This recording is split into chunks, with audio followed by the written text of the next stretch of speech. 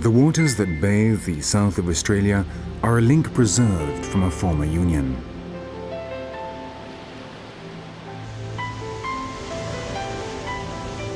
"50 million years ago, this island continent broke away from the Antarctic, abandoning it to the cold currents which froze it.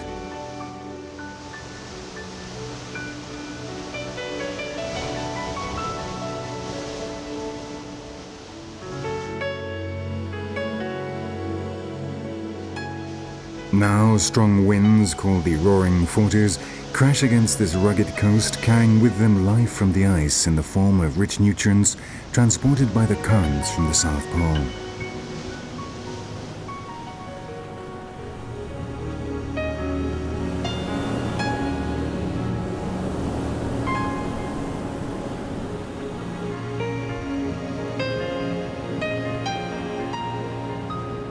Deep down beneath the ice of the Antarctic, 2,000 kilometers from here, the cold waters collect minerals, oxygen, and carbon dioxide.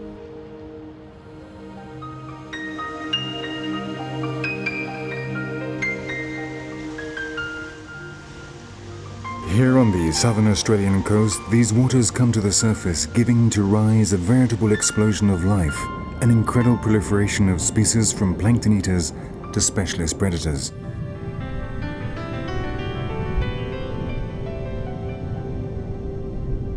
For the sharks, this is a region of plenty.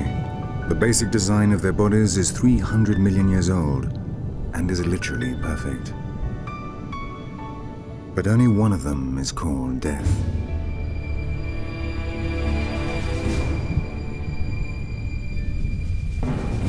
Beyond the reef lies the kingdom of the Great Killer. The vast blue, the cold waters which are tinged with red when hunger demands. The great white shark, 2,000 kilos of savage strength at the service of a mouth. A prodigious animal which, after hundreds of years of blind terror, we are now learning to admire.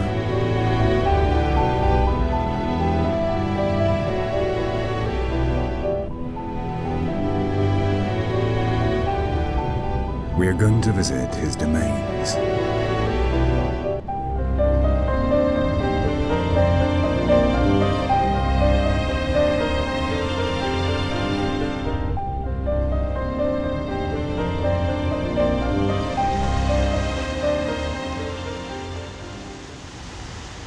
The southern coast of Australia was once joined to the Antarctic, forming part of the supercontinent Gondwana.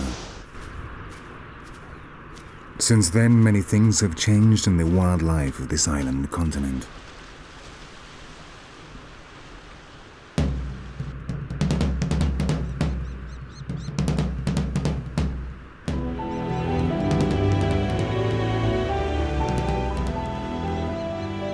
As it drifted north, the Australian plate crashed into Asia, bathing part of its coasts in tropical and subtropical currents.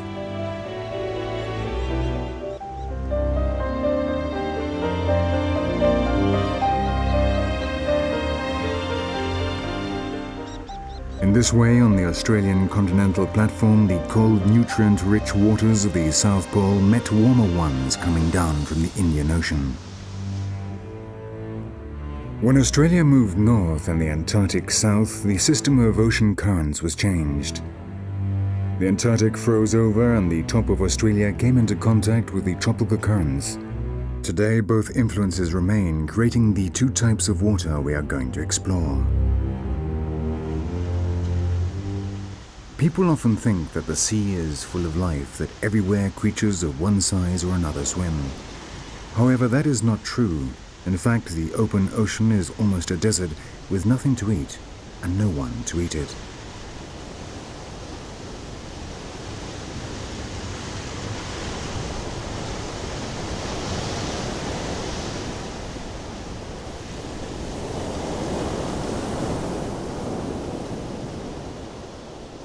This is not the case of this coast.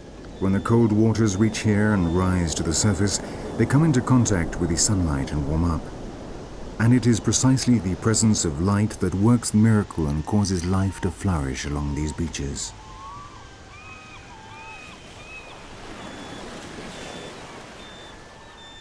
The seabirds catch small fish and crustaceans, which in turn owe their abundance to the plankton and microscopic algae that thrive close to the coast.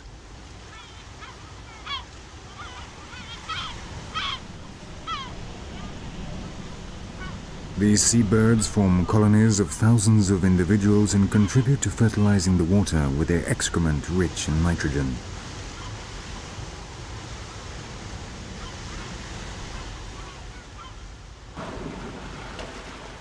It has been scientifically demonstrated in other areas of the world where conditions are similar that when these bird colonies disappear, it is not long before the nearby waters lose a large part of their population of small fish.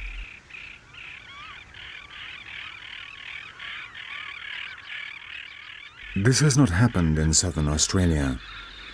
Here, the chain of hunters and hunted is maintained intact and ready to take maximum advantage of the gifts sent from the Antarctic in the form of dissolved nutrients.